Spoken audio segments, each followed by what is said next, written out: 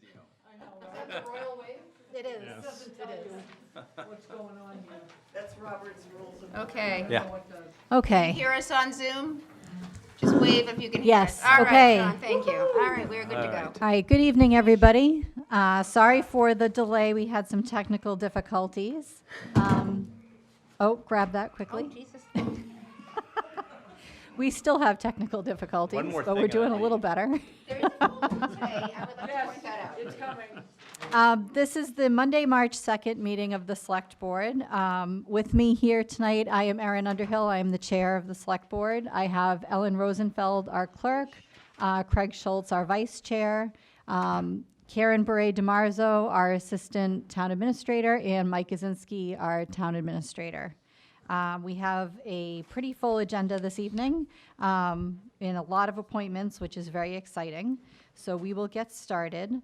In terms of announcements, I just wanted to briefly mention that we have a Olympian recently with some Millis roots. So we want to say congratulations to Matt Boldy from the hockey team. So that's very exciting. Also, for some upcoming events and some other announcements, we have an opening on the Recreation Committee. So there is a vacancy on that committee. I'm wildly trying to find it. And I'm not. Sorry, there is Keep one. going. Okay, yes, we have a vacancy on the Recreation Committee. I have found it. We're not The Recreation Department is dedicated to providing Millis community with extracurricular, educational, informational, and educational activities, along with recreational sports programs for all ages. So it's a great opportunity to share ideas and support local programs and help shape the future of recreation in Millis. So if that's something you're interested in, there is a link from the main page of the town website. So if you're interested in volunteering, please do apply. There's just a form for volunteering that you'd fill out, and then we will reach out to you. Also, upcoming, we have to start thinking about summer. Anybody with kids, you're right there with me. So the Recreation Department has Get Out and Play, which is some summer programming, which I know my children have enjoyed over the summer. It's Monday through Thursday, 9 to 12, starts July 13th. Programming goes through August 6th. There's different themes to each week. Again, you can get that through our Recreation Department on our town website. Any other announcements that anybody can think of? Ellen, go ahead. I do, because I don't see it on here, but the polar plunge, Oh, yeah, go Karen? ahead. Yes. do you know anything about that? I I- don't know exactly. I know a what it little, do you is. know? Yeah, tell us. I don't, go Well, ahead. it's March 14th, which is next week from Saturday. It's at 10 o'clock. The event itself is at 10 o'clock. They put a big container, a shipping container, an open shipping container at the fire station. They fill it with hydrant water. It's a lovely shade of brown. But I did it last year, and I didn't get typhus or tetanus or anything like that, so I'm doing it again. All the donations goes to Special Olympics, and the woman who's in charge of the Special Olympics in Massachusetts is a Millis woman. So, a lot of connections, it's a lot of fun. It's at the fire station on the 14th. You can just donate money, you can do the plunge, so you jump in with somebody next to you, and it's shocking, is all I can say. It is shocking, breathtakingly shocking. But you only jump in, and then you run to the end and hop out of a ladder. So by the time your nerves really feel it, you're out of the water. You're a brave soul, Ella. You can't, I don't know what the weather's gonna be like on the 14th, but Yeah. it's fun. You really, yeah, that was, I'm there. Are you there? They got the defibrillator ready and stuff too? Well, that's what I'm I sure they figure, do. you're It's right the fire there. I department. mean, if anything happens, right? Keep the ambulance in Exactly neutral, right just, there. yeah. I'm not concerned. Okay.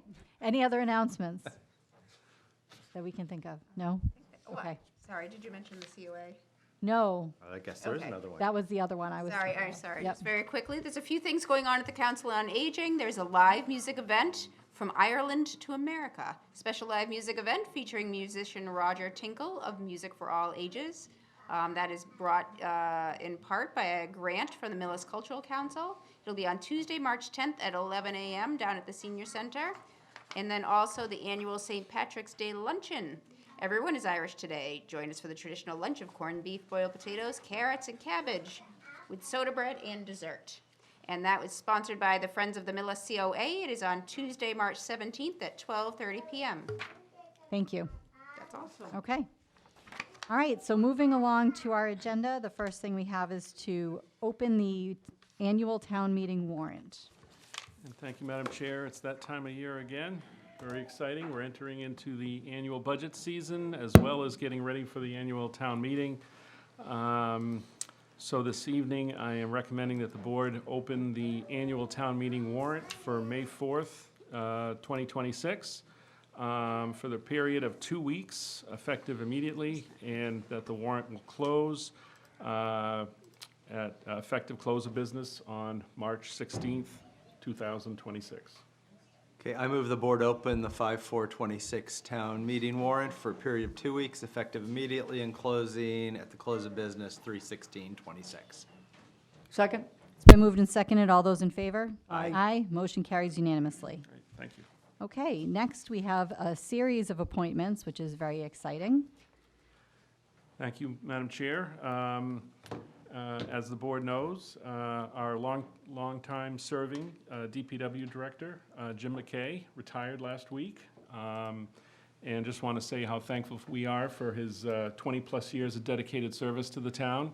The town employees had a little something for him last week, but we are going to have something a little broader in the next month or two for the public to be able to come to say thank you to Jim and wish him happiness in his retirement. So just want to thank him again and wish him the best. We'll be talking about Jim a little later this evening, so I'll get to that then. But this evening, I just wanted to let the board know that upon notification of Jim's retirement several months ago, we did initiate an internal search process to determine if there were any qualified candidates within our DPW that possessed the qualifications necessary to step into this vitally important role in the town. Succession planning and the benefits of promoting qualified, knowledgeable employees from within our municipal departments have been an ongoing goal of the town. Therefore, I'm very pleased to report that our DPW Superintendent, Dave Ramachi, applied for the DPW Director position. David has over 15 years of experience within the department, with over 10 years as a senior supervisor. He has in-depth knowledge of the town's infrastructure and operations, is a committed and collaborative leader, and just as importantly, has the respect of our DPW staff. I am exceedingly confident that David will perform admirably in this position. Therefore, this evening, I'm formally requesting that the Select Board ratify my appointment of David Ramachi as the next DPW Director for the town of Millis, effective immediately. Okay, I move the board ratify the town administrator's appointment of David Ramachi as the full-time DPW Director, effective immediately. Second? It's been moved and seconded. All those in favor? Motion carries unanimously. David, you're here. Is there anything you wanted to say, or you just want to? I just want to thank everyone for giving me the opportunity. I think you have to come up and Come on up. say hello. We're not letting you get off that easy. People You'll- can put a, You'll need to get used to You'll be this. doing this a lot more now. This was my downfall, I'm sure. But I just you'll want get to thank used to it. everyone for giving me the opportunity, and I look forward to putting in the work, really. Thank you. Thank you. We're excited. We're very excited. Very concise. Congratulations, Dave. Nicely done.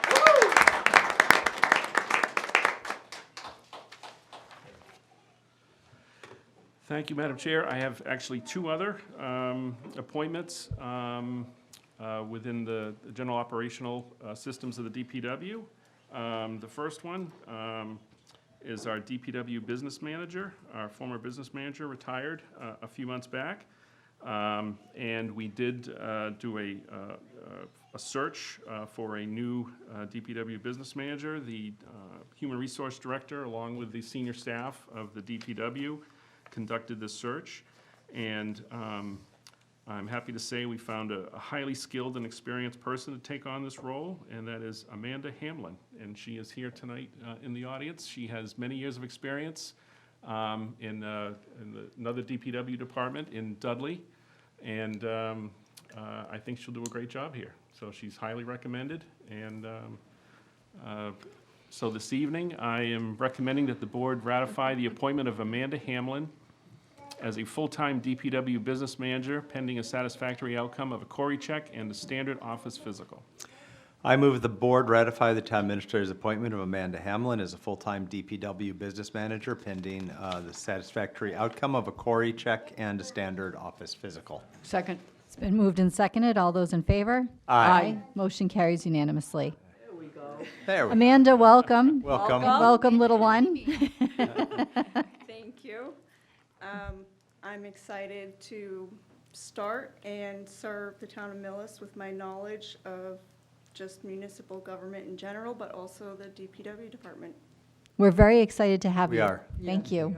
Yes, wonderful. Good luck. Thanks, Amanda. Bye. Goodbye.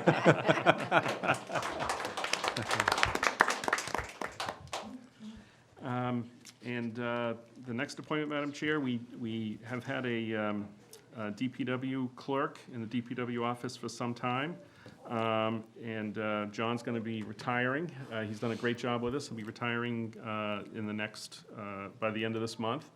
And we did an internal search in the building for the folks here that may be interested in that position. And I'm happy to say that Teresa Parise, who's here this evening, did apply, and she's currently employed in the building office, but she'll be leaving that position to go up to the DPW office. And again, we did an interview process through the senior management of the DPW, the human resource officer, and myself, and we're happy to have her come on board in the new role. So with that, I'm recommending that the board ratify my appointment of Teresa Parise as the DPW Department Assistant for 25 hours per week. I move that the board ratify the town administrator's appointment of Teresa Parise as DPW Department Assistant for 25 hours per week. Second. It's been moved and seconded. All those in favor? Aye. Motion carries unanimously. Welcome. Would you? Teresa, come Yeah, up come on here up. so they can see your face. Everyone needs to see the new faces. Thank you very much. Thank you for the opportunity, and I'm excited to start with the new department. We're very excited to have you. Thank you very much. Thank you. Good luck. Thank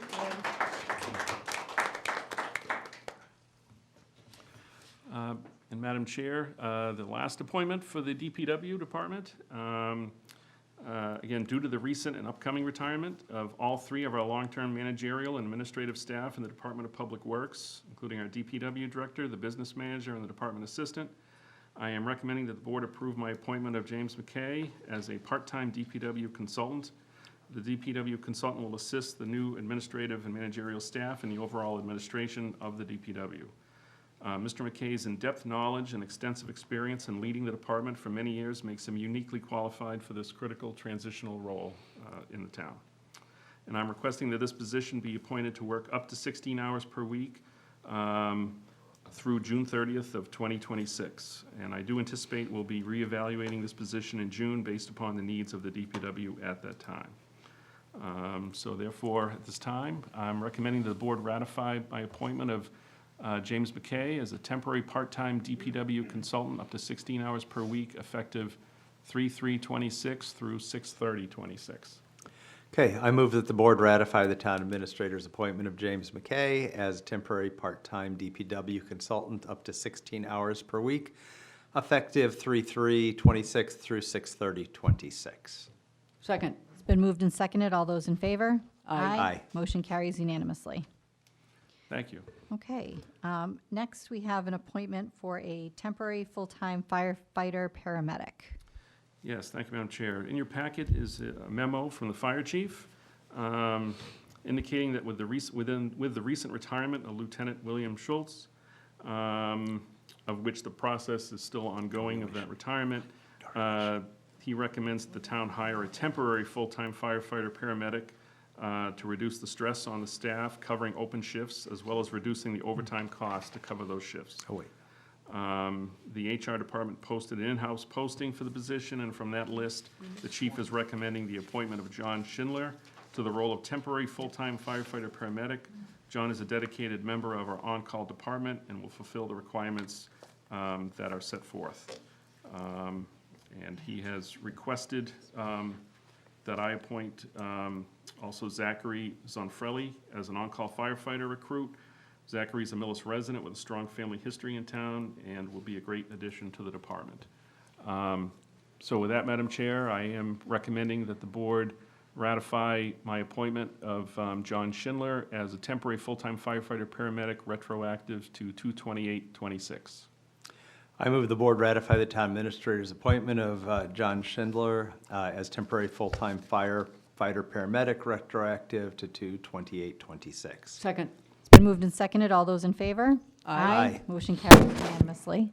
Thank you. Great. And I also recommend that the board ratify my appointment of Zachary Zonfrelli as an on-call firefighter paramedic pending a satisfactory outcome of a Cory check and standard office physical and drug screen. So moved. So moved. Second. I was getting ready to read it. Nah, we're running late. All right, I'm going to catch us up now. All those in favor? Aye. Motion carries unanimously.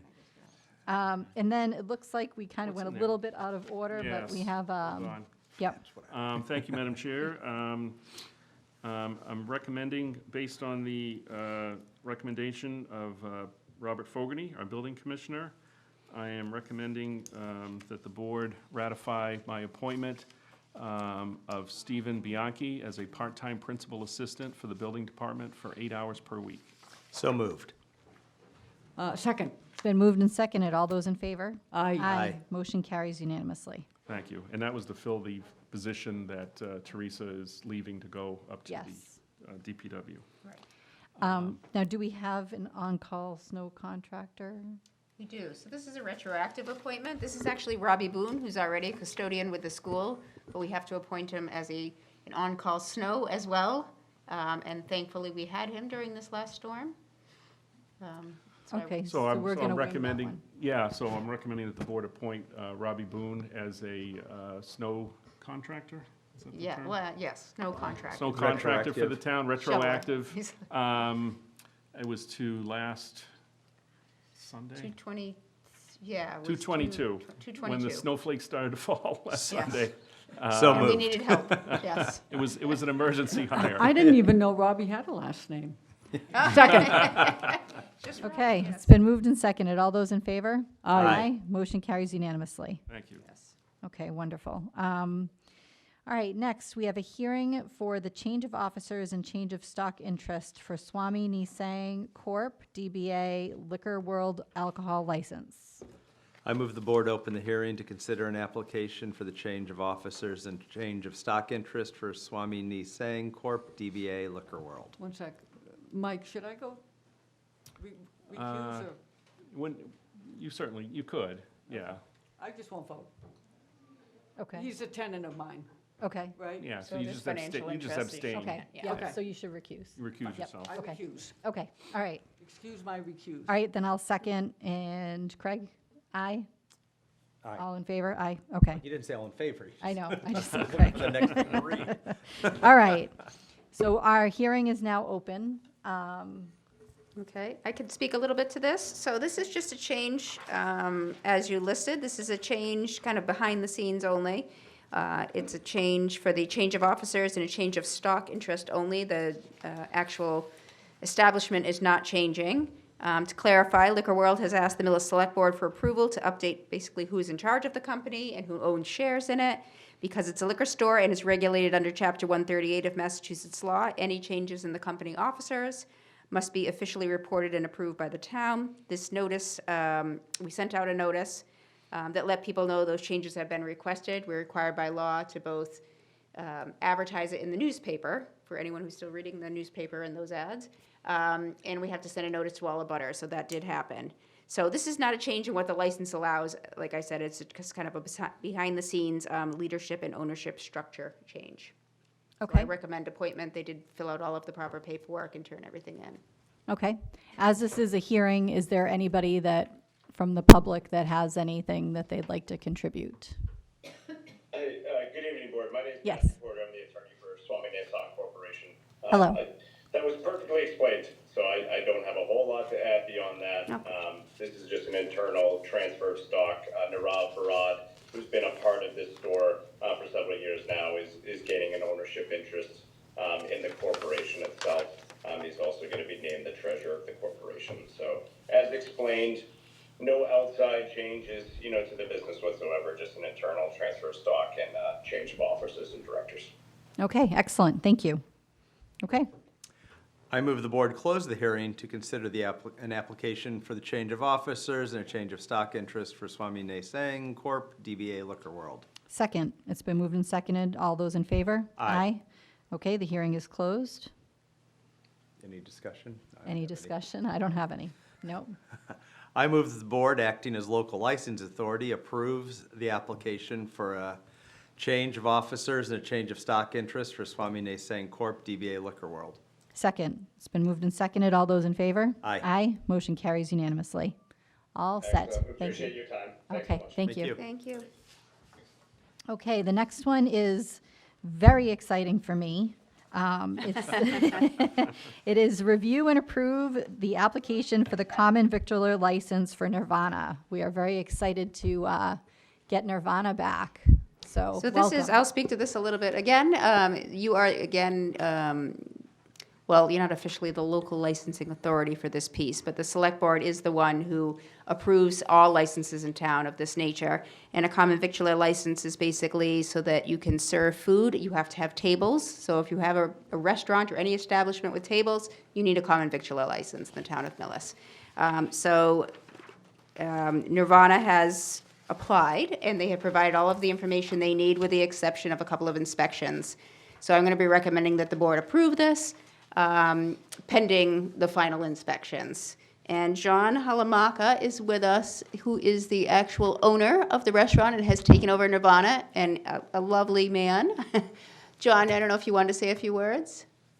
Well, first I want to thank the town for the opportunity to reopen Nirvana Tea House and Cafe as part of the general health and wellness of Millis. Our general manager will be Keith Maher, who is a longtime Millis resident, so we will continue a Millis-focused tea house. My wife Kathy and I have been residents of Metro West for 30 years, including founding the Unity Farm Sanctuary and Sanctuary Forest School in Sherborne. So we're very excited to continue our nonprofit community benefits. I serve as a physician and engineer. My day job is I'm the president of Mayo Clinic. And so I'm extraordinarily happy to be connected to both Millis and the greater medical community. Pending appropriate inspections this week, we hope to open in March with a grand opening on March 26th.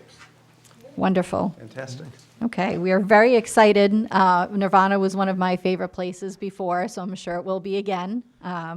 So welcome. Any other discussions or questions? Nope, I'm good. Not your Okay. tenant on this one? No. What? Not your tenant. Not my No, tenant. not your tenant. Okay. I move that the board approve the application for a common victual license for Nirvana Tea House and Cafe, LLC, DBA Nirvana Tea House and Cafe, located, that seems redundant, but anyway, located at 969 Main Street, pending successful final inspections by the Board of Health and Building Department. Second. It's been moved and seconded. All those in favor? Aye. Motion carries unanimously. We are very excited, so Good good luck. luck, and we look forward to seeing you. Excellent. The tea will be waiting for you. Thank you. Excellent. Thank you, John. We got right back on schedule. There you go. Okay, next, we have Select Housing Production Plan Advisory Committee member with Mr. Weiss. Thank you, Madam Chair. Good evening.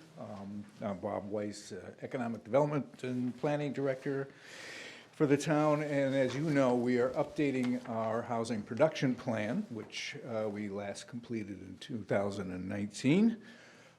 We have received a $72,000 grant from Housing Choice, the Housing Choice program, through the Community One Stop for this year. We'll be working with a consultant, the Metropolitan Area Planning Council, MAPC, And they'll be conducting the process, which will be about 6, 7, 8 months in length. We are, to do that, we will need a working group. About 9 members in the working group, staff, committee, board members, and stakeholders. And tonight I've come to ask the board if one of you will volunteer to be a member of that working group. As I said, monthly every 4 to 6 weeks. So basically monthly meetings, a couple of community meetings that you'll be committing to. Basically, you'll be reviewing the work that MAPC does in their research, and you'll be contributing your insight, your guidance, and your knowledge of the community. First meeting is going to be this Thursday at 3 o'clock. It's a Zoom meeting. You're also welcome to come down to room 206, where I'll be having the Zoom on the big screen. So we ask tonight for a volunteer from this board.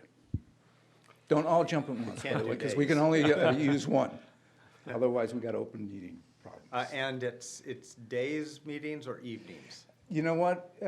It will be decided, I think, meeting by meeting, when the next meeting will be. What, This first one's at 3 o'clock, though. Bob, just explain again, what's the purpose again? This is for the working group of about 9 people. Yeah. To help oversee the development of the housing production plan.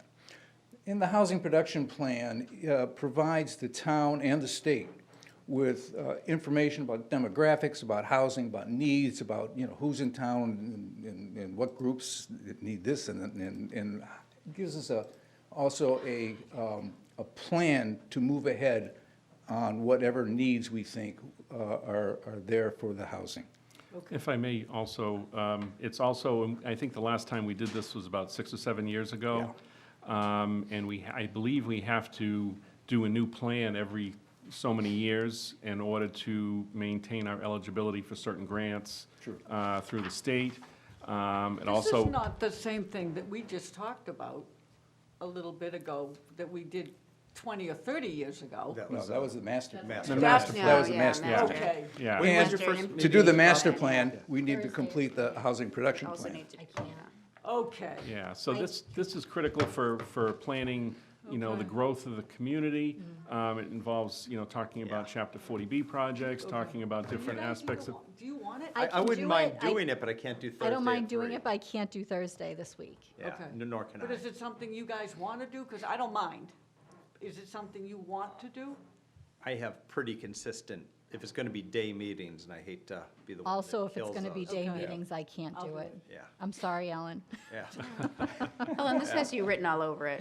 I know, but they look like they Give me were 4, hungry I for was it. interested, but give me 4 Yeah, more you years look- and I'll be free. You look like you were. I'll be I gone. can't promise anything, but, it's very similar to the meetings that we had for the MBTA 3A Fine. community meetings. And those are mostly in the Yeah. evening.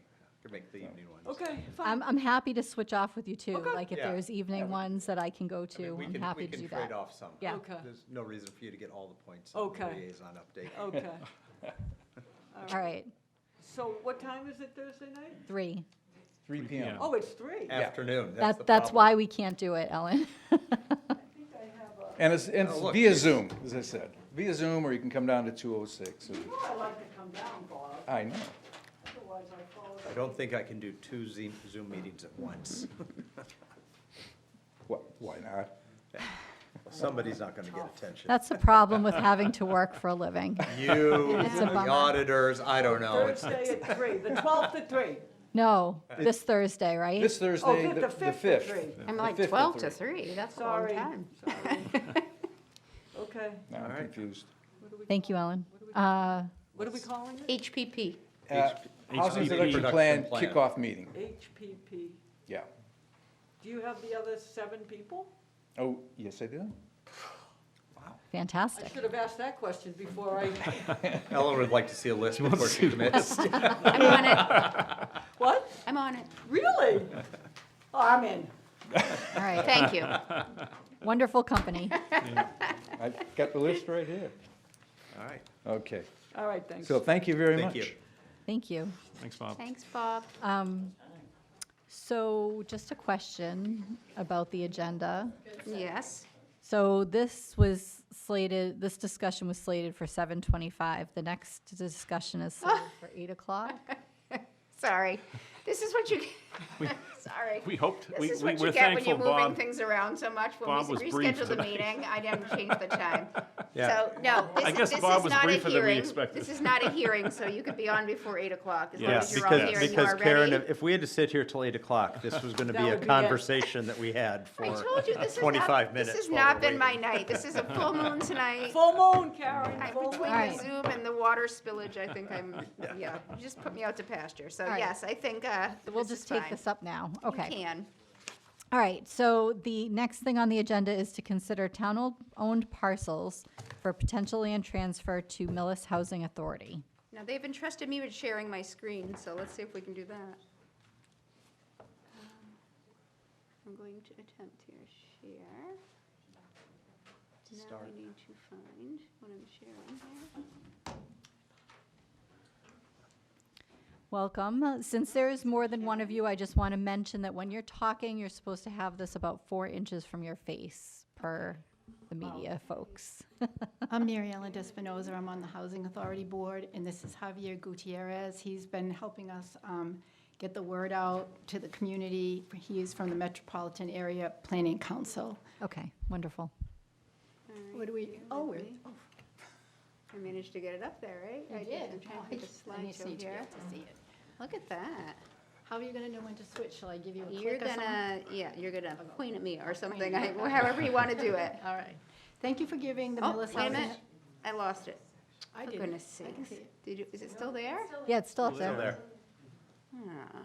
If you're going long, she'll move it Can you also. see it? No, yeah, we can see it. I bet Oh, if you heck, did I hit do? your, like, right. Oh, there it is. Got it. Thank you for giving the Millis Housing Authority a few minutes to discuss affordable housing in Millis. I already introduced myself. Click. Oh, sorry. Nope, you did it. You already did it. You already did it. You're good. We are Okay. here tonight to discuss the select board, with the select board, the need for more housing units which are truly affordable, to request that the town transfer town-owned land to the Housing Authority to construct truly affordable housing in Millis. Click. There are many types of affordable housing. The units we are discussing will be 100% based on a resident's ability to pay. For contrast, many affordable units being constructed in Millis and around the state charge rent based on the area median income, which is $152,000 in Millis and well above the average pay of a low-income person. Next. The slide here shows 3 possible scenarios for a family looking to rent affordable housing. If the builder is basing the affordable rent on 80% of the area median income, and you're all up on area median income, right? The renter is paying, and I can't see the slide, the renter is paying almost 50% of their gross income on rent. Highly unaffordable. If the builder bases the affordable rent at 60% of the AMI, the rent is closer to 30% of, which is the threshold that's generally recommended, that 30% of your gross adjusted income go to housing. But to compare that with the pink graph, part of the graph, that's what kind of housing we are going to build. It's 100% based on the renter's ability to pay 30% of the gross adjusted income.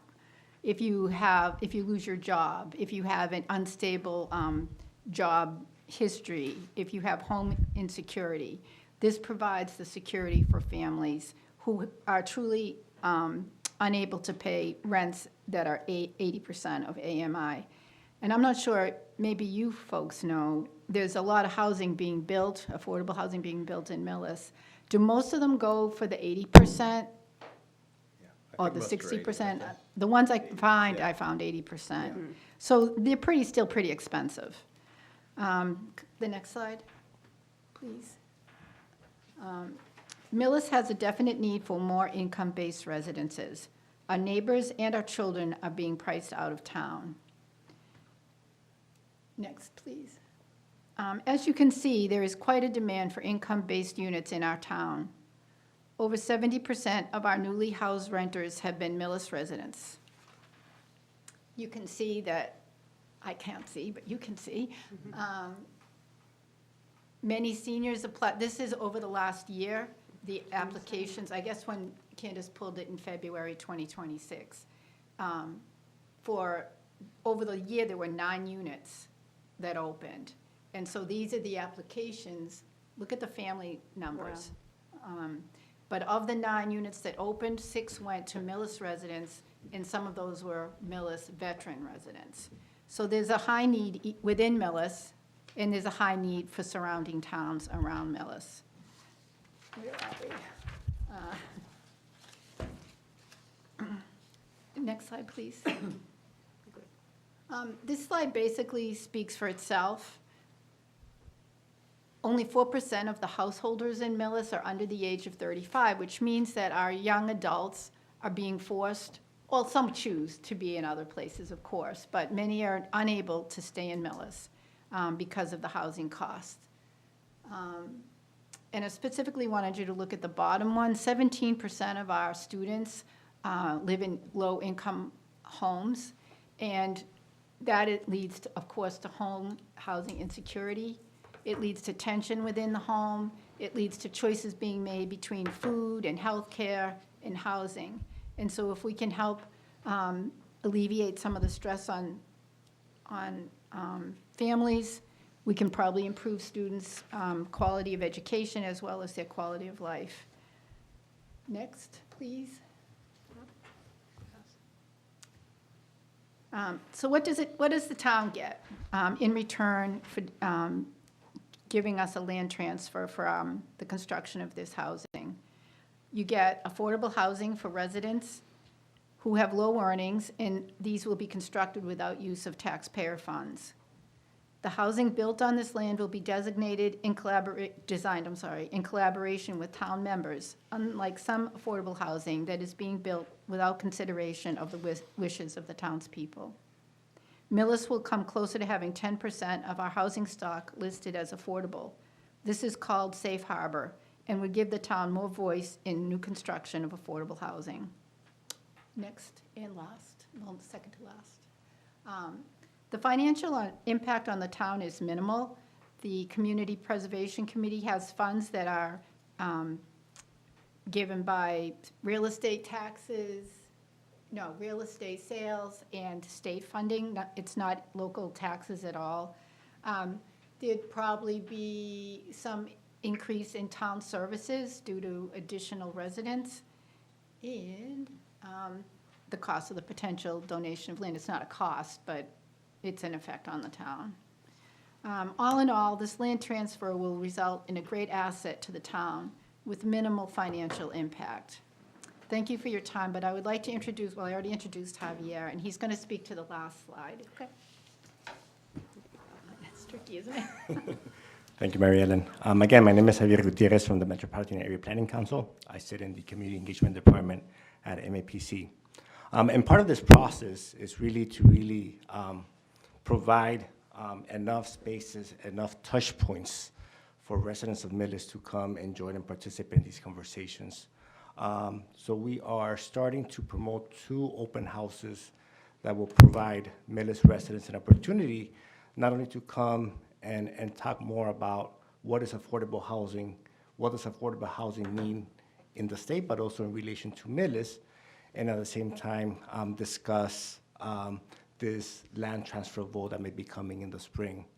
The first open house will be held on the evening of April 6th at the Millis Public Library, and then the second open house will be held on April 15th at 10 a.m. at the Millis Housing Authority. These open houses are also being complemented with engagements outreach across the town, which includes but not limited to the public library and other spaces where residents traditionally gather.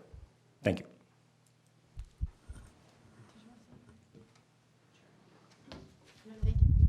Sure. Hi, I'm Candace Avery. I'm the Executive Director for the Millis Housing Authority. And so we wanted to get this information out to the Select Board and to the members of the town and the community so that they can I think, start to ask questions that might be relevant to the new additions to some affordable housing units within town, what it might mean to them, what land we might be looking at. And we're here to answer any questions that you might have. Okay, great. Do you guys have specific questions? I have an overview question for Javier, because I do not understand this. How does this happen without taxpayer contribution? Where does the money come from to build the complex? Just to be clear, I'm not part of the housing team at MAPC. I'm more part of the outreach, the engagement part. But there will be at these open houses, there's a group of housing planners behind this that will be there to provide that information. But I can forward that information to you at a later time. So, Yeah, Ellen, if I you might know. speak in, yeah. So what'll happen with this is we will have an outside developer. So we'll go through the whole procurement process, putting out RFPs, requests for proposals. In response to those, we'll get designers and/or design to developers who will start this process. In that process, they will reach out for grants through the state, or they'll go through tax credit programs. There are a bunch of different avenues that they themselves will reach out for in order to develop and to design, develop, and build. So that's how that works, and that is why that doesn't come back to the household of the individuals. But at the end of the day, if they're getting these grants and they're building this project, say it's 48, 50, 52 units, whatever we're talking about, who actually owns it?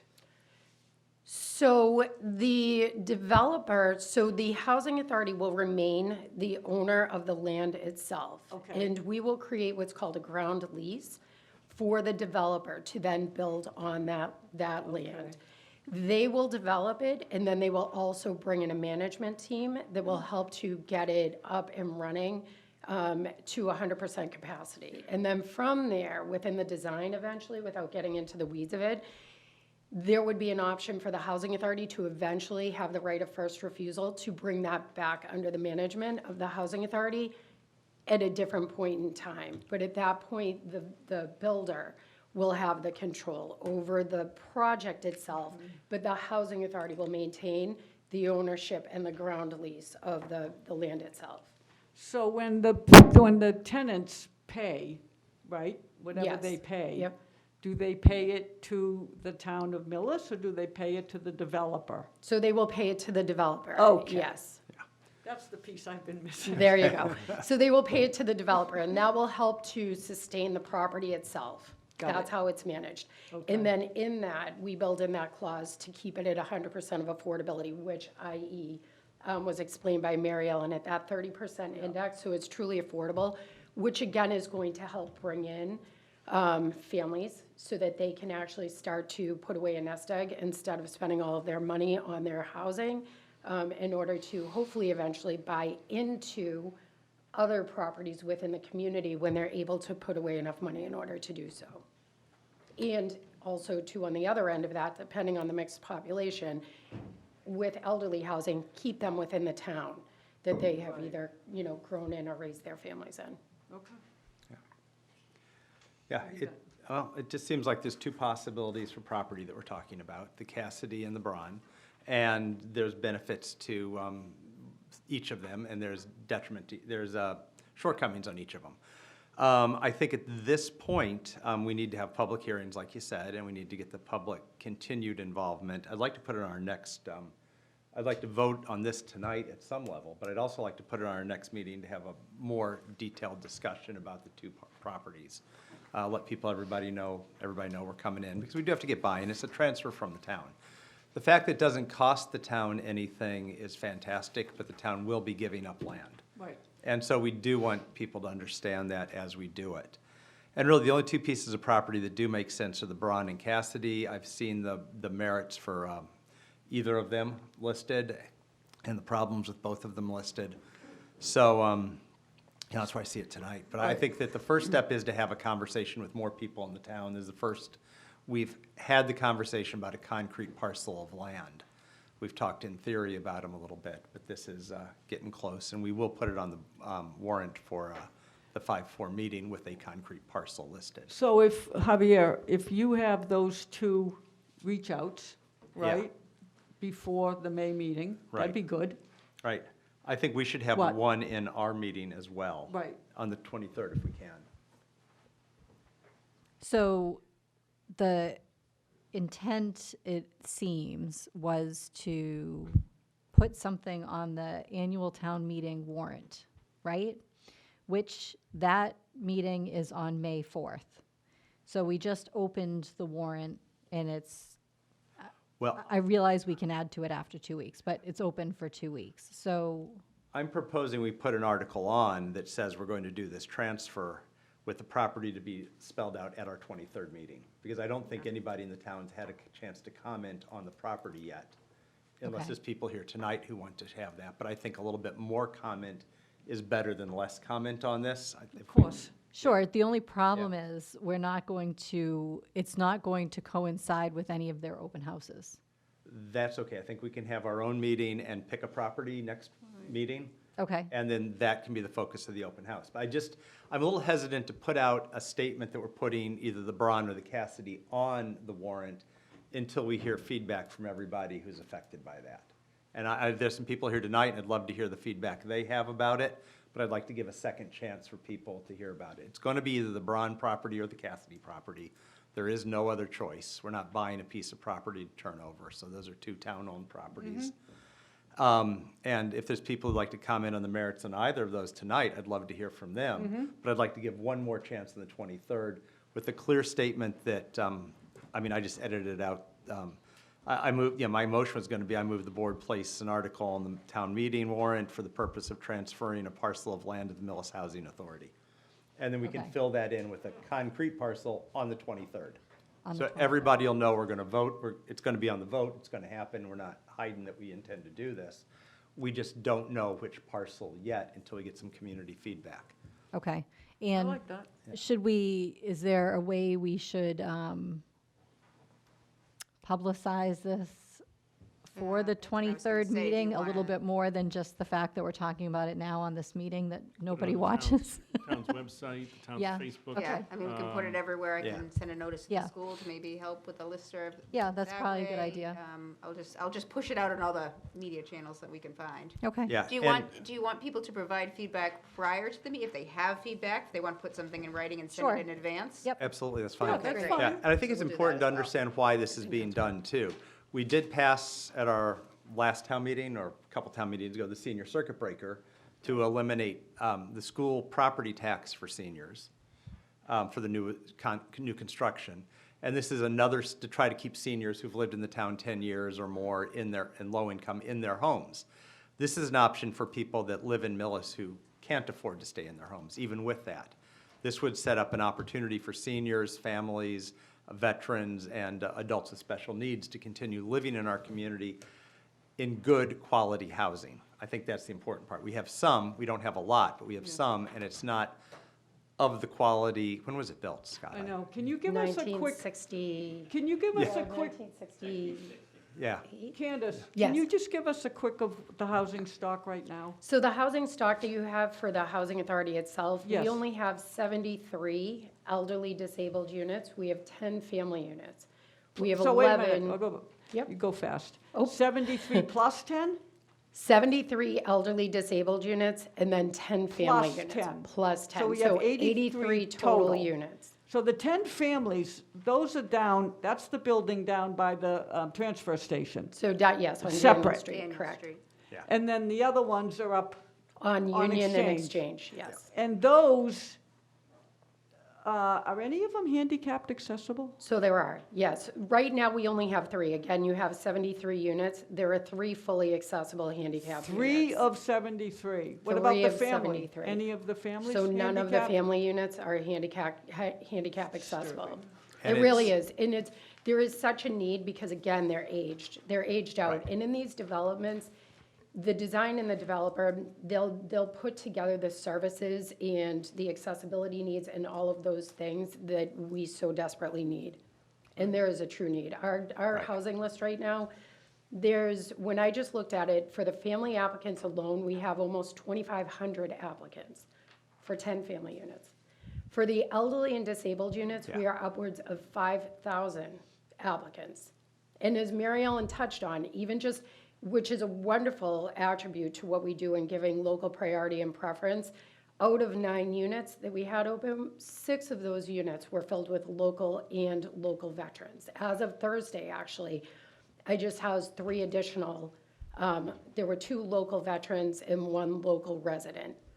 So, and we just had somebody that was eligible for the handicap unit. We have 1 more handicap unit that's opening. But the need is incredible. And if I could tell you, even though things have changed and everything has gone online, every single day or every other day that we're in the office, we have somebody from within town who just can't afford to stay within their home. That is, it's just become too expensive, come into the housing authority and just express their fear, their need, and it's awful to have to say we just don't have enough housing stock right now. I was at your place, Yeah. and I spoke to some people there who I happen to know, they're Millis people their whole lives. And they told me they were so happy there, beyond happy. I was at the holiday party. But it took them a year to get in. It took them a year to get in. Because it depends on those units opening up, Yep. and, and it is true. But do we get to take Millis over do we get to prioritize Millis people? Yes. Okay. So the list for the development that is being done Yeah. will run along the same guidance as what we do now under our state regulations for housing. So local and local veteran will receive that priority and that preference.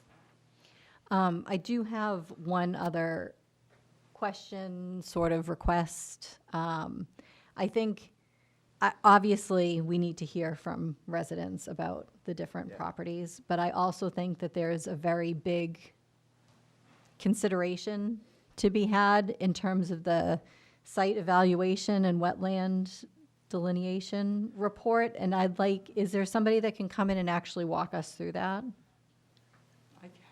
You can? I was going to say, Yeah, let's do that on the 23rd too. Yes, Because Yes. I think that would be a helpful. Because I think that, I don't know, but that might make it a little bit clearer Yeah. in terms of, what the decision should be.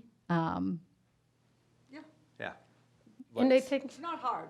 Yeah. and I think one more of the considerations that we had discussed at some of the meetings, one of the other considerations is also to the proximity of the parcel to downtown. It is so important, especially with the restrictions in our smaller communities like Millis, where the transportation is not readily available to individuals who are going to reside in these units. And if they are restricted with transportation, if they don't have a car, if any of those circumstances exist, it's always beneficial to know that they actually have the ability, even though it might be a walk, that they have the ability to walk to downtown, to be able to get to the grocery store on their own, to be able to get back to the community by working within that area on the main strip, and even just getting their kids to school. So it's really important to think about that. And I oversee Medfield and Ashland as well, and I will tell you, the proximity of that property to downtown is so important. And many a times in that community, you'll see even some of my elderly, disabled individuals who are on walkers, walking downtown to Brothers Market, because it keeps them independent. So it's also something to really consider, because it keeps. How far is the one in Medfield, do you know? How far exactly? Yeah. No, I'd say about, a little bit over more than a quarter of a mile, Yeah, but, more than a yeah, quarter of a yeah. mile. Okay. Yeah, and I think those are all good reasons, but I think having the hearing before we make For the sure, selection and is the right way to getting go. the support and the You know. feedback from the community itself, and Yeah. having that ability to give that feedback is Yeah. really important for everybody. And that's the whole reason I just would rather not Yeah. put an item on Yeah. tonight. Okay. But I have looked at the wetlands assessment. I don't understand as well as you, but it is pretty It's wet. interesting. So So do we have any more questions for these folks that are in front of us right here?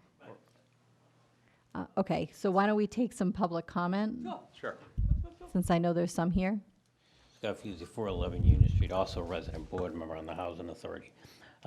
Thank you, Javier and Mary Ellen. You see, the work is being done here. The need is there. There's no argument. It's been discussed tonight. The need is you can't just explain the waiting list and then people, like she said, we had somebody recently, took a year to get in, If someone's in a desperate situation, we don't want to say, well, you got to wait.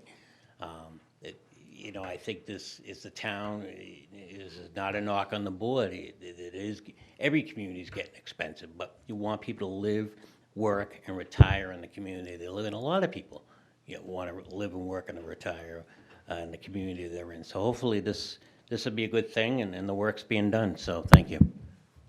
Thanks. Is there anybody else that wanted to speak to this?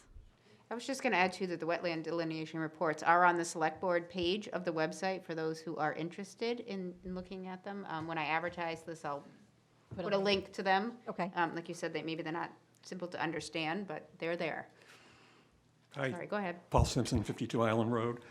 I guess one comment that I have in general about the process is that this seems like it's a very fast process that's being laid out. The senior center process was a very good one, but it took a long time to get, you know, the proper input to the point where the vote was going to be taken. So just from a general perspective, this seems like it's an accelerated process to be able to get that much input on an important decision from the residents. It's basically in a month, and it might be difficult. Being on 52 Island Road, I do have some concerns, you know, for that area. And I'm glad that there will be something on the wetlands evaluation, because I tried to take a look at it, and I obviously didn't know anything about it. I watched them do it, waited out there, and you're right, Ellen, it's very wet. Cassidy, as was pointed out in the wetlands evaluation, is abutted on 3 sides by residential development, plus a major road there in Exchange Street. Braun, my understanding is abutted on 1 side by residential development. So there are several neighborhoods surrounding the area of Cassidy. Cassidy would seem to be a more disruptive alternative, affecting more residents for several reasons: traffic, water table displacement, infrastructure challenges. I mean, there would be several. Speaking of infrastructure challenges, that segues to my second topic. Is during the senior center process, it came to light that the pump station on Timberline Road would not be able to support a project of this size. It would have to be replaced. I believe the cost estimate at that time was a minimum of $500,000. And that was, 2 or 3 years ago, so it would probably be much more than that now. And then third, the article from the warrant that originally authorized the purchase of Cassidy had some specific language in it as to what municipal use was. And, you know, I'm not an attorney. I've taken a look at it. There's no specific language that talks about public housing. There's no language that talks about housing at all. So I think some type of legal review should occur for that property to make sure that it's allowable. We already ran it by town council, and it is allowable. Is that publicly available? Well, The- if you, No, yeah, we got an Yeah. opinion from town council. It is allowable. There are some restricted conservation Right. areas, but not in the particular piece of Cassidy that we would be looking at. So It would be the upland, so there's no restriction. So do you have the 5 acres identified on Cassidy? Yeah, pretty much, yeah. Yeah. I can show you in a couple of weeks. Okay, all right. Yeah. Yeah, that was actually one of the first things on the finance committee when I got on there, that we considered the purchase of Cassidy. And I know we deliberately set aside a chunk for future development with the thought maybe school, maybe police station. We even talked about the senior center. Senior center, we had a lot of different possible developments for Right. part of it. We restricted a lot of the rest of it for open space, but we deliberately carved out a large portion for something that would be beneficial to the town. And the way I see this is, providing a way to keep seniors in the town is very beneficial to at least the seniors in the town, or the unlimited income. And so I think it falls within that, the intent at least, and I was there when it was drafted. But anyway, we've got legal reviews saying it is legally Yeah. allowable, so, Yeah. yeah. Otherwise, we wouldn't even. All right, so I just think it's critical, and I know these sessions are coming up, I just think it's critical to take the, the residential area into account here, because it would have a significant impact on the residents around Cassidy Field. Thank you. Thanks. And I do know there was a concern when we bought the Braun property from the ashram that we'd be impacting them as well. Yes. So there are communities, now, that residential versus Well, they're residential, Yeah, it is. It's just a it's a high-density residential. Yeah, yes. yeah. I'm Lauren Barnes from Curve Street, and I just wanted to underscore the promise that this isn't going to cost the taxpayers anything. Both of these properties, in some semblance of development, are going to tap into infrastructure of the town, obviously. So I think it's really important to understand the costs and feasibility of that. I read the study for 34 Bridge Street, which is a 40B proposal, and one of the, all the way threaded through it, is concern about water, the whole thing, everything, infrastructure, traffic, the condition of the road, and all of that stuff. So as we're talking about that which will impact taxpayers, I just want to ask that a lot of times experiences with 40B developers is you have obviously very little say, and I just want to make sure that the true costs of what the town is going to bear is made very clear, as well as the site planning. Thank you.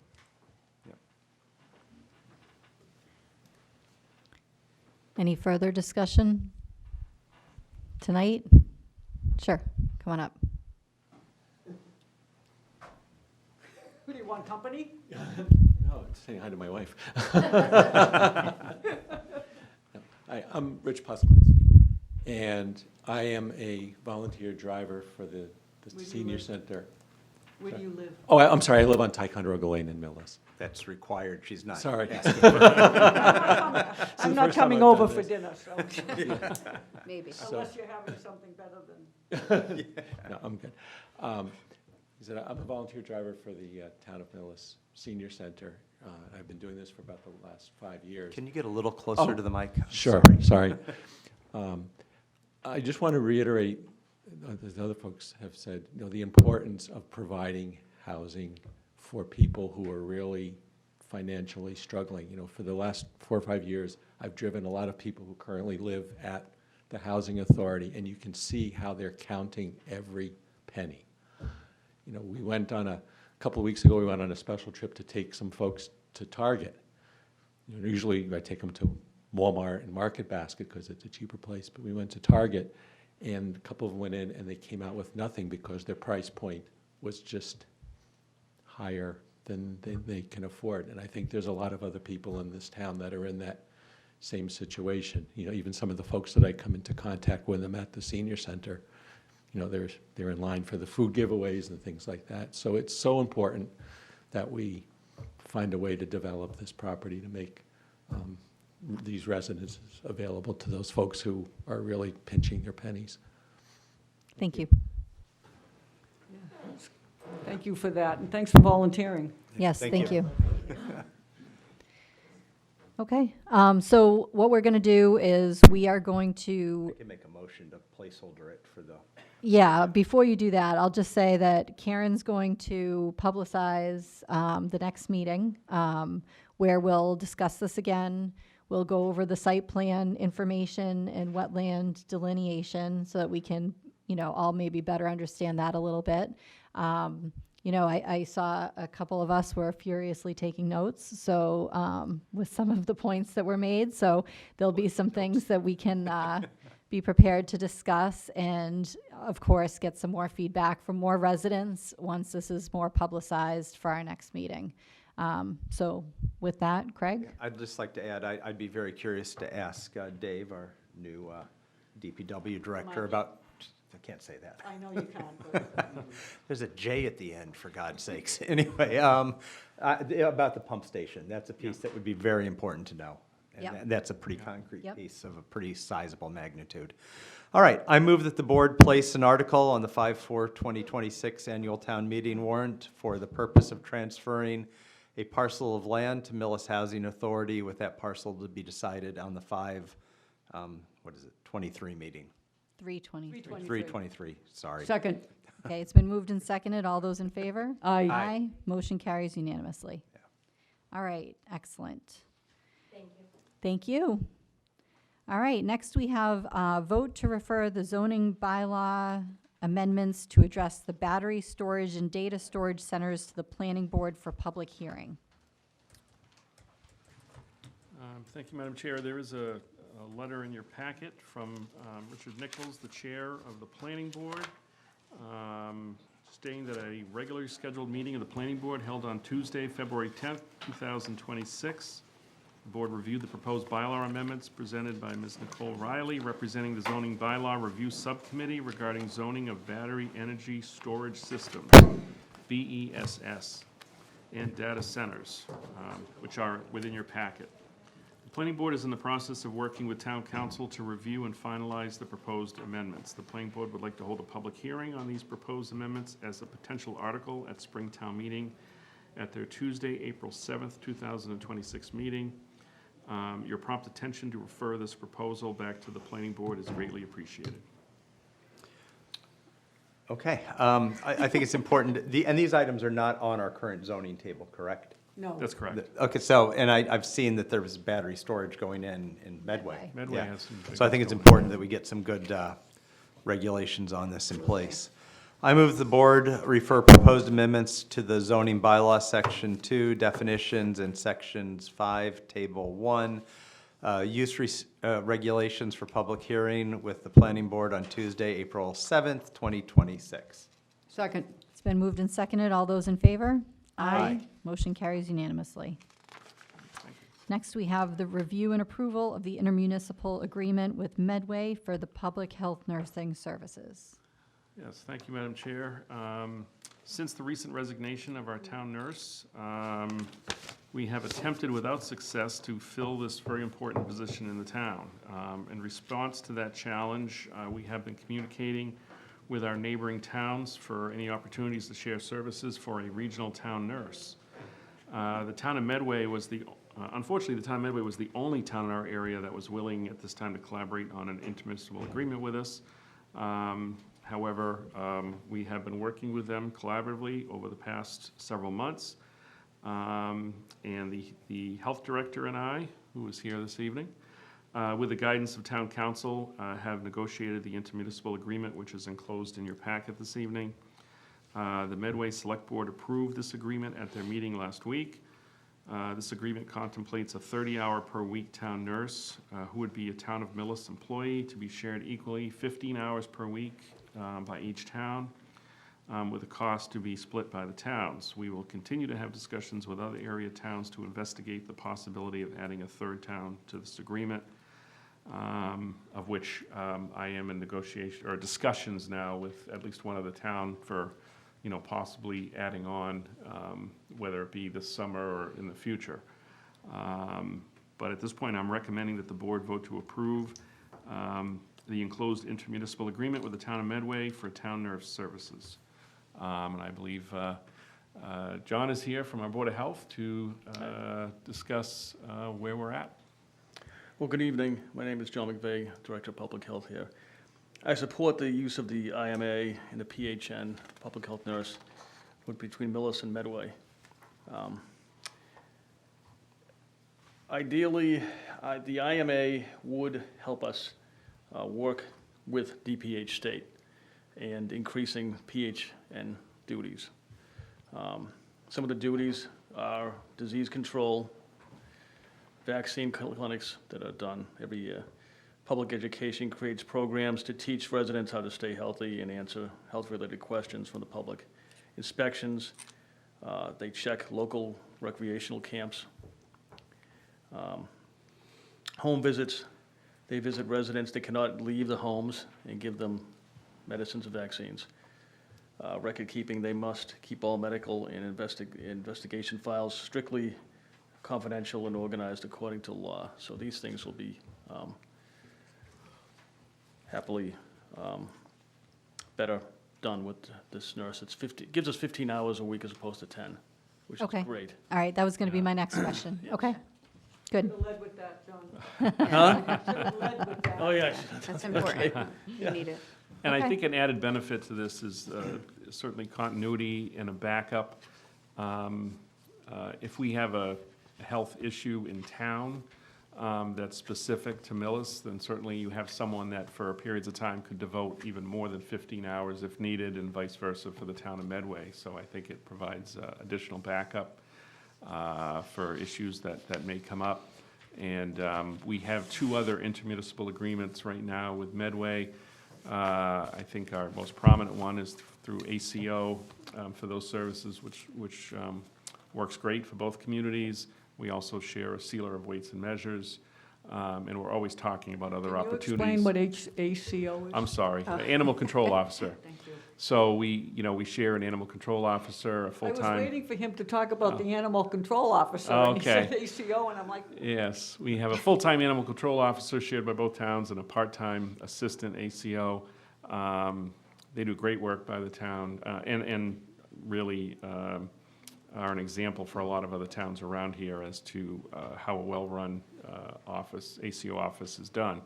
And we're always in discussions with Medway and other area towns for other opportunities to regionalize where it makes sense. So this is one where both towns, I think, had trouble finding a right model for their town, because we're not a large town like Franklin or other that would need a full-time nurse per se. But we have been stretched thin, and this would provide, again, a much better model for us and better stability for the department. So with that, I am requesting that the board approve and authorize the chair to sign an intermunicipal agreement with the town of Medway for a shared town nurse for a term starting July 1st, 2026 through June 30th, 2029. So moved. second. It's been moved and seconded. All those in favor? Aye. Aye. Motion carries unanimously. Thank you. Thank you. Thank you, board. Thanks, John. Okay.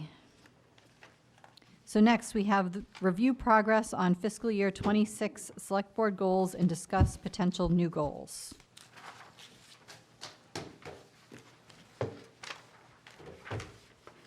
Time to shine, Craig. Yeah. I know. Craig has a lot of feedback. No, actually, I don't.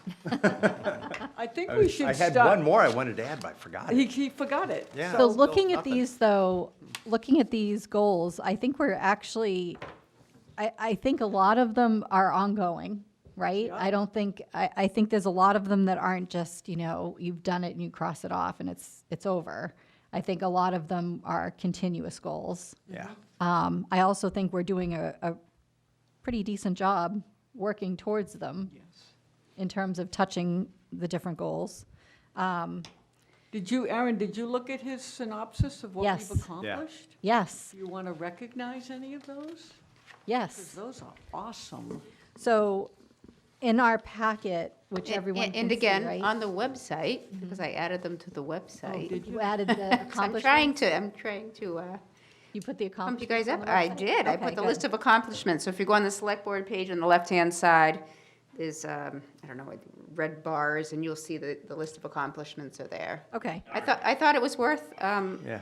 a showing. So the accomplishments are on the website, and the select board goals are part of our packet from this evening's meeting that you'll Yes, be you'll able find to them there as see well. also.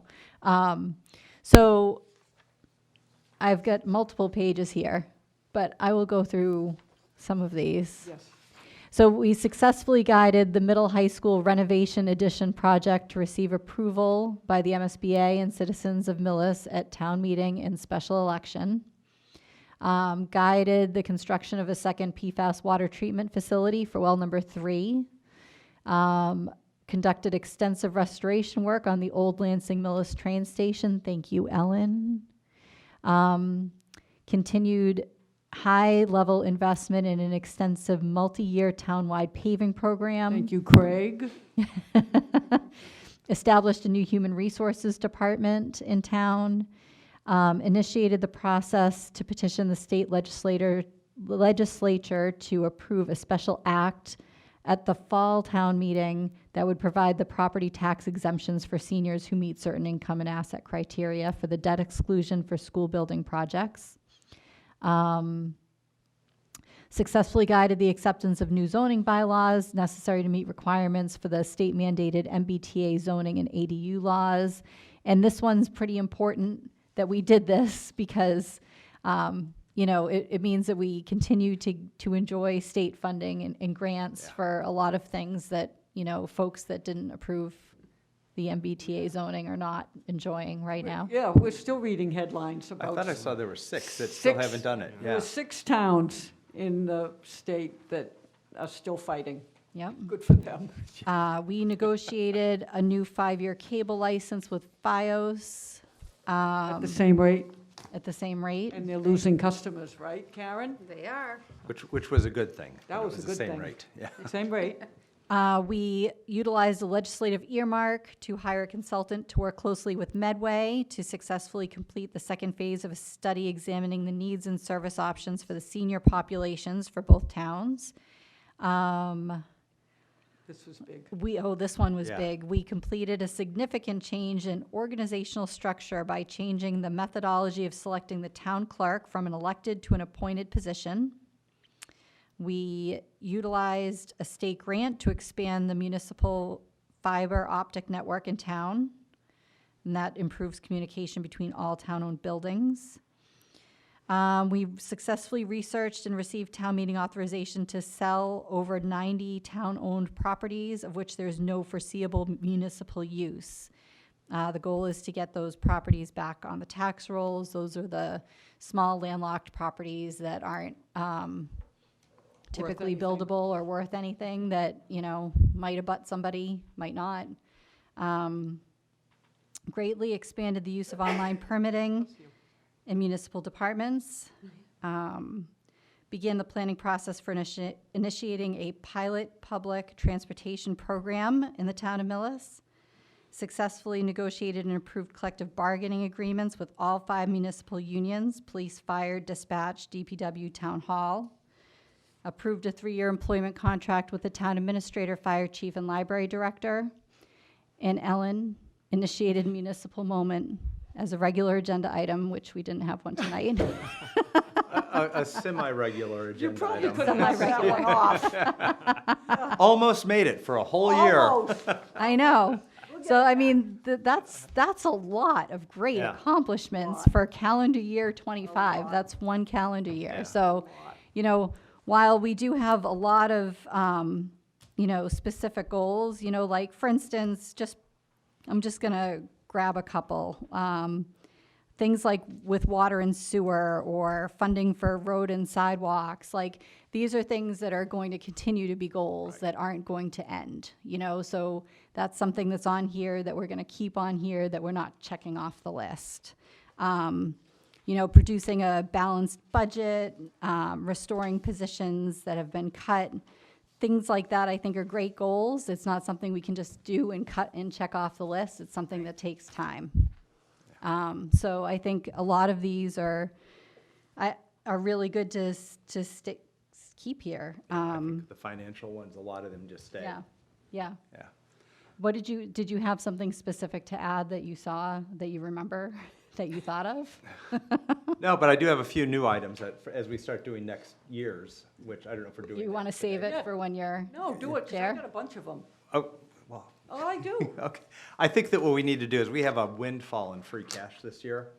So a lot of money came in free cash. I'd like to investigate putting almost $1 million to fund 3 years' worth of tri-county debt, so that that's not hanging over our head Bank for it. years. Bank it. Yep. We have the tri-county reserve fund already. We put, it's like $350,000 a year is what the debt service on that is, and just try to put close to $1 million, a little bit over $1 million maybe, in there to fund us for the next 3 years. Then as money becomes available, we continue to put money You into just want to that. fund it until you're off the board? Is that what I'm hearing?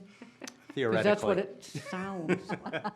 Yeah, till we're both off, okay? Make it somebody else's problem. Okay, No, good. but we keep putting money into it every year that we can, but this year we do have the ability to put a lot in. Well, it's the only way to do it without an override. Right, exactly. So- So we can delay an override by 3 or 4 years. We can keep pushing it back. We've got the $1 million available probably this year, because free cash money can't be used in budgets, or shouldn't be used in budgets, because you can't count on it every year. So this frees up $1 million that's available. We can put it into the Tri-County Reserve Fund and see where that goes and how far it goes. The other one is, I'd like to put the goal on for the budget process of funding all the positions that were cut that are on the bubble because of HCA funding. Since the HCA funding went away, we have Oh, the yeah. school resource officer, all of those. I'd like us to commit to keeping those, in place using our, not free cash, but using taxation money that we have. Yeah, so that includes like the social worker, Yep. that includes the school resource officer, that includes The things library like had a little library. Library had a little Yep, bit. Yep. There's little bits Everybody here had- and there. Rec- Yeah. Rec had a, Yeah. Yep, rec had a I think we piece. got rec out of there last year, if I don't recall. Well, I think they, when we talked with them, they were. Oh, they had were- the grant were money to it. self-sustaining because of their growth in their programs. The grant money was there for the, not Right. the grant, the special needs camp money was there, but not staff positions. I was more interested in trying to maintain The staffing. staffing positions, Yeah. especially Right. school resource officer, which we're not going to cut. We just have to figure out how to take it out of taxation without impacting something else. Into the budgets. Yeah. Yep. And then, and when I say taxation, I'm talking taxation, state aid, all other available funds, any source other than free cash. It doesn't mean borrowing. I was looking at implementing a field study for the school, because there's people that are interested in building more sports fields, but we have no idea what that costs. People say it cost $5 million in 2013, 2014. Well, that's not right, because we found the study, it was, what, 7 or 8? yeah, did you ever take a look at that, Mike? I've been looking through it, yes. Have you? Yeah. So the number of Interesting, people keep right? throwing around, even back in 2013, was $3 million less than what the study said it was going to be. They asked for an override for 5, and the study itself says it's going to be 8. 8. So we were Like 10 years ago. lowballing it then. Right. So now we have to come up with a real number. That Right. doesn't mean we're going to do it, but it makes a lot of money, makes a lot of sense to at least put a real number on it. And I think a lot of the work is done with that study. Yes. I don't think we have to go back and reinvent it. Nope. It's more of a pricing point now, just to know if No. we're talking $8 million, which I know we're not, because that's No. what it was Yeah. 10 years ago, or what are we talking? And I'd like to go back to what we, consolidating the fields program, maintenance program. Yeah, I Which is agree. something we'd worked on. We're working on that, right, Mike? Yeah. As an aside to the fields, Tresca is coming yeah. before us in a few weeks, right? And part of his proposal is to create a soccer field for the town. And so I've invited a couple of soccer people to attend that meeting, to drill down and say That'd be that, good. yes, we want it. So who And then who maintains? who it? maintains that? Oh, the town would have to maintain it. Yeah. He's just gonna create it and give it. But Who at building the a soccer town field is not maintains cheap. it? Well, once we figure out who's gonna maintain all the rest of our fields, that's we're why gonna we put did that it, in the yeah. mix, is Yeah. what I'm thinking. Yeah. Yeah, but having a soccer field built is quite expensive. Yes. Yeah, so, So to get it, right. with proper drainage and Yeah. everything else. The other piece that I had, the affordable housing we talked about tonight, I think is critical, because we're Is taking that already steps. on here? It might be, Yes. but I think it's an important one that we take action on, because it really is keeping seniors in the town. We can't do anything to avoid tax increases. We can, overrides won't happen for a while again, probably. I don't think we're going forward for one in the near term. But taxes go up every year, and people have trouble affording those tax increases. So anything we can do, the circuit breaker was one step. I think this is the second step we can take, and I don't know what the third step is, but these are all things that help people that can't otherwise afford to live in Millis, stay in Millis. What do you got? What do I got? I got digitization. Oh, yeah. I want, Is that I- on here? no. That's gotta be on here. I know, but I couldn't really That's find not it. on here? It's not on there. It's gonna be a long, It's a lot. ongoing. I know it And is. pricey. I know it is, but I do we see should put the it on, yeah. gentleman, the work-off guy. It's sort of on here because He it is says here. clean He's out doing large it, room but and he's basement of going senior along. center. No, that Yeah. was, That's AKA digitization. Yeah, or so. AK dumpster. but that All the was- there's one large room left in the senior center down in the basement, and it's just full of files, paper. This digitization process, you said what, Mike, it's gonna cost millions, but we're gonna We're get grant. talking, we're talking probably 500,000. 500-600,000. But we're and trying to get- And If we can in get a full grants, that would be process great. is 3 to 5 years, but I Yep. mean, you start at a certain level and you work Yep. back Yeah. and you clear out files you don't need and Yep. and It's digitize the big. files you need, and it's It's- just a process. Yeah, that's big. Digitization has gotta be big. Agreed. Purchase sewer capacity. I know we're talking with Franklin. Yeah. And I actually went to the meeting. Where do I go? Charles River Pollution. Yeah. And they talked about it, and they're fine with it. They actually sent me the agreement from 2011, where we bought, are you ready for this? Do you know? Of course you know. You were probably here.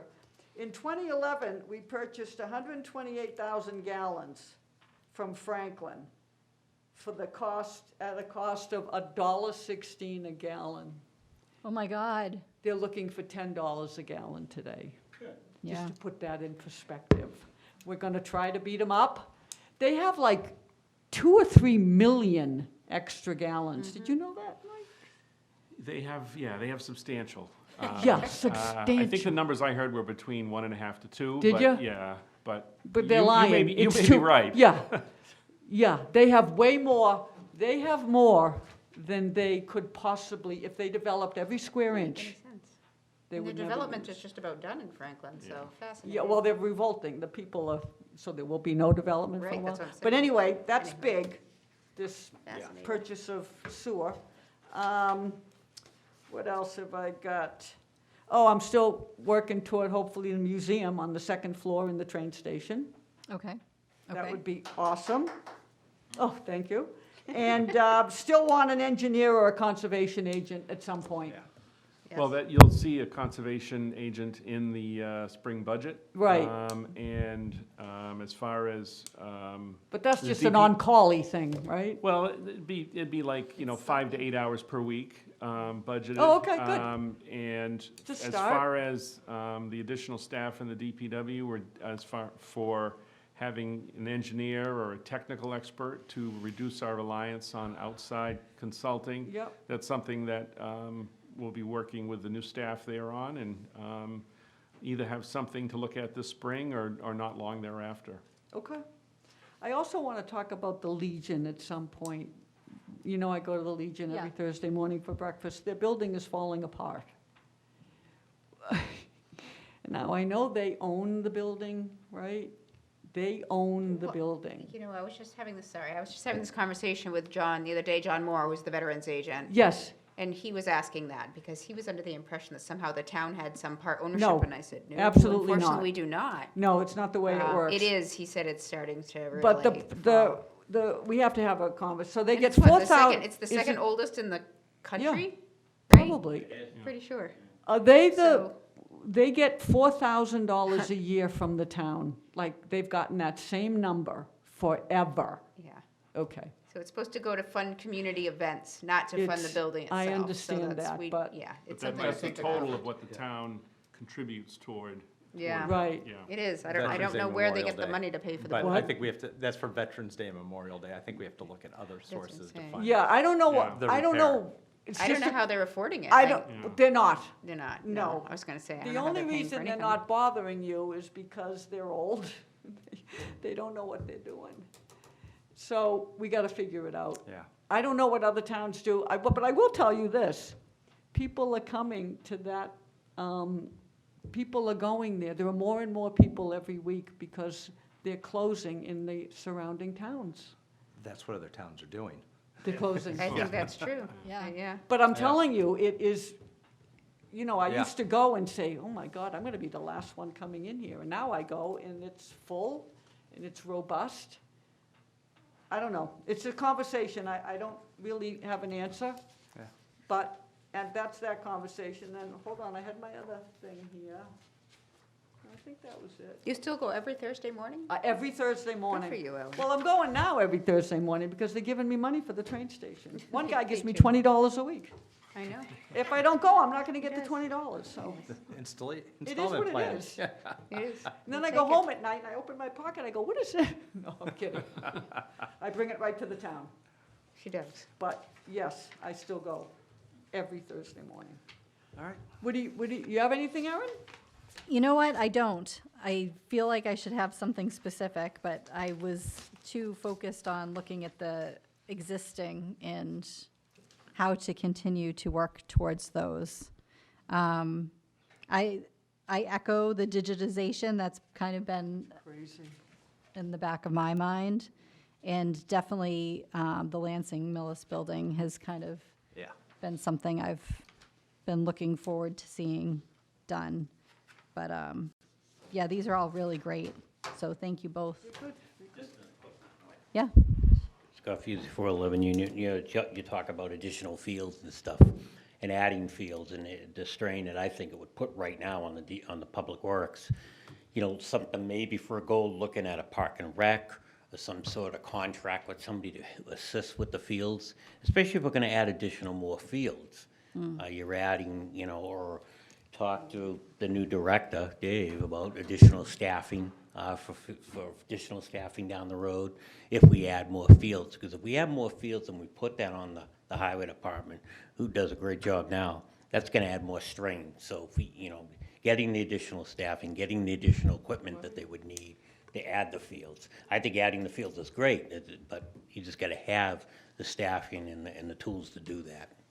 Yeah, we forgot, we were supposed to look at another DPW, the second DPW We got to look at all municipal positions. laborer, remember? To make a parks department. Parks Department, agreed. Yeah. But he hasn't Okay. come before us yet, right? No, he won't. Dave will. Oh, Dave will. Yeah. Does Dave know? We're letting him know. Yes. I just wanted to add to this. First, I wanted to ask the Select Board if you could please engage the leadership of the Boosters Club for any discussions about fields. I've done a lot of research about this, and it's really very much driven by Booster Club fundraising. And I'm not in that loop personally, but I don't get a sense of that type of energy behind the fields initiatives. So rather than sit and wait and hope we're going to do another override again, I think it's really important to get the Boosters Club involved, to be a driver. The second thing I was going to just recommend, it sounded like, just from what I heard tonight, that people were surprised about the Cassidy and Braun conversation, so I just wanted to remind the board here about contacting abutters about the conversations, including the upcoming, I know you said you're going to publicize it, Karen, but just to make sure that the abutters know about those two specific workshops or public input processes or whatever. And the third, I'm a member of a growing club called the Lost Mailbox Club, and I was just going to ask if the board could look at our mailbox policy, which is dated 2003, and our mailbox was 3 months old when it was annihilated, so I'm just hoping that we can catch up to the true cost of replacements. Somebody told me that just in our neighborhood alone, did you guys walk around? It's hilarious what people are doing to try to keep their mailboxes. One of them just took it right off the thing and put it on the snowbank. But the bungee cords and the whole thing. But Helen Daly told me that the town gives $75, So the policy of the town. right? Only because I get 100,000 calls a day. I'm sure you do.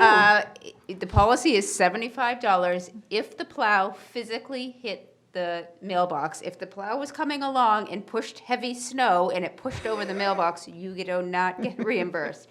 Here's the problem. Where are we going to come up with even $75 times 100 mil? I mean, I hear you. It's taxpayers' money paying for the mailboxes. I So know. you have to kind of, there's no. Our No, insurance deductible is no. $2,500. So if you have a $2,500 mailbox, but understand that we don't even know where we'll come up with the 75. We have to find a place to find that. So that's where it comes from. I agree with you. Mailboxes are far more expensive. It's just, it is what it is. So it's something you can consider, but I don't know what you would do differently. If the I think board that's would what like, people we don't could look at understand, is other it's your own towns money and we're see paying you if back. we're Yeah. out of line with other communities. I mean, We where's can it coming certainly look at from? that. Sure, we can put that on like a future. I know in Boston, what they tell you is, if there's any money left over in the budget, we'll call you. Yeah, that's kind of how it New goes. York That's City what- does that's the same. That's literally the problem, though. What New do you York do? City It's does the sort same of, thing. You hit a pothole and you lose your muffler. If we have any money at the end of the year, we'll call you. I go, okay, I'll hold. Yeah. So, anyway. It's the same thing with the potholes. Yeah, It's the we same did, thing. if you drive at your own Same risk, thing. unfortunately, I know. and so we can submit it for insurance, but I have never, ever seen them actually cover it. Never. No. We have to have, you have to call about the pothole, and then 48 hours, we have to fix the pothole. So, again, it is frustrating. I'm also a homeowner and I live in town and it is frustrating. I don't know where it would come from. I don't know either, but it's hilarious to see what people are trying to do to save their mailboxes, is all I could say. Somebody should post a book or something. You're getting so ready to leave. I know. Not done yet. I know. Okay. So next we have Select Board Liaison update. I know you have Ellen. some meetings. I've got two. What do you got? You go first. Okay. I've got the school building committee where we met briefly, paid bills, and I think it was a couple days ago, they met with the contractors to make the final selection, but that was a subcommittee. So the school building committee just paid bills. That was it. Got a few little updates, nothing to report. The contractor is being selected and brought forward at the next meeting, and then we'll have a conversation with them and appoint a contractor, hopefully. And then we start the in-earnest design and pricing to finish it up. They know the price has to be, but they'll do the design based on that. And then the other one I attended was Capital Planning Committee. We discussed a bunch of items. They were all before us already when the departments came in, but nothing, I'll save the surprise for when the capital planning presents. Okay. I had two. I had energy. So energy is gonna, the new opt-in and a stretch code is ready, and it's brutal. But they're not gonna go for trying to put it on Springtown meeting. They're gonna wait till the fall, because they're gonna have some meetings with the local builders and invite them in and ask them what their feeling is. But I'm just gonna give you one thing. If you want to have a gas stove in a new construction house, you need to put a small solar array on your roof. Shut up. To offset the fossil fuel that your gas is going to create. Wow. Wow. Like a 35-watt solar. That's a lot. That's one. Okay. It's brutal.